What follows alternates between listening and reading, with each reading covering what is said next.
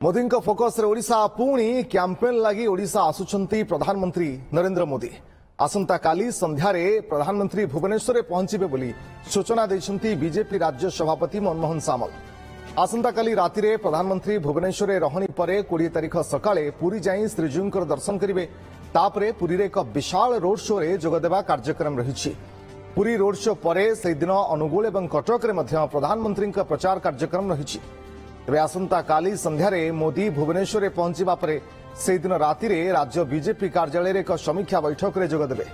चलित निर्वाचन को नहीं दलीय कार्यकर्ता सहित समीक्षा करेंगे प्रधानमंत्री मोदी। चलित निर्वाचन में प्रचार लगी मोदी यह मिसाई तृतीय थर पर ओडिशा गस्तर आसी सारी।